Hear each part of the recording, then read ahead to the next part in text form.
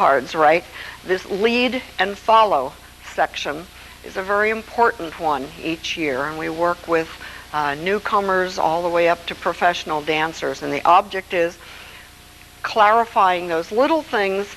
There's a little sign that says it's no crime to be a beginner. It is a crime to look like one.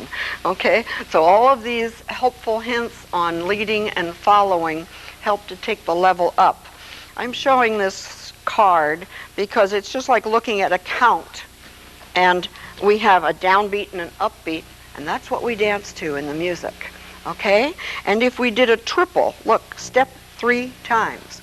If we do step 3 times, step 3 times, what happens is that what you see when you see a step and step, step, step and step, step is what elevates that dancer. So we worked a lot on triples and on being able for the lady to stay back on her anchor. She's stepping 1 and a 2, or in this count, 5 and a 6. So it comes out 5 and a 6.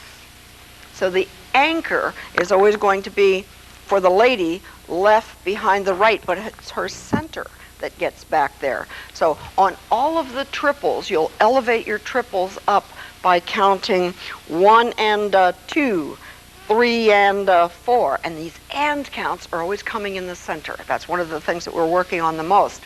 I'm going to introduce my helper here today, Gary Jobst, who is now from Phoenix. That sounds strange. And ask him to help. And see, he brought my little orange rope. Got that one from Kate Ford. I'm going to put this over here for right now. And Gary, on the lead follow thing, using the rope was just a visual way of showing that this is a rope. It is not a strong arm thing. So to show you how that works, that the body is what leads, I'm going to tie him up here. See, next comes the chains. So we're back here. Now, all Gary is going to do, we're going to say and a 1 and a 2. And his right foot is driving him forward on and a 1. And when we get up to the 1, what this is going to show is that the and a 2 is coming back. And a 2. So that happens all at once. Most of the time when the men lead, they go forward and they stay there. He's going to go forward and a 1 and a 2. And watch what happens. 5, 6, 7, and go. And a 1 and a 2 and a 3 and a 4, 5 and a 6. Got the idea? So that is the lead. So the rope is the arm. That's what makes it work, okay? In an underarm turn, we are going through, so that my center is passing his center, we're going through a shared slot, going through and a 1 and a 2 and a 3 and a 4, anchor, 5 and a 6.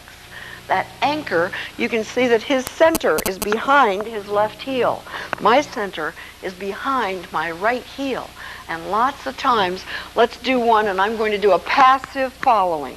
We're talking to the girls who are new dancers, and they'll dance like they're very afraid that they're not going to do it. Am I doing this good enough? Am I doing this good enough? God, am I doing this good enough, so that there's nothing here? They have to come up and be confident dancers. Let's try this to the music, okay? And we'll see what happens when we connect to the beat of the music. This is very slow, and that's how we should be practicing. Go! Oh, 1 and a 2 and a 3 and a 4 and a 5 and a 6. A 1 and a 2 and a 3 and a 4, 5 and a 6. Push break, 1 and a 2, and in 3 and a 4 for compression, so that the center stays behind where it goes. 5 and a 6. Each thing, and the reason we use this slow music is so that you can tell where you are on each beat of the music. Okay? Now, one of the things, let's do one whip, Gary, so that the ladies can see when they do a back together forward that it's over the right foot. And it isn't centered 3 and 4. It's 3 and a 4. 7, go. Oh, 1 and a 2 and a 3 and a 4, a 5 and a 6 and a 7 and 8. Okay?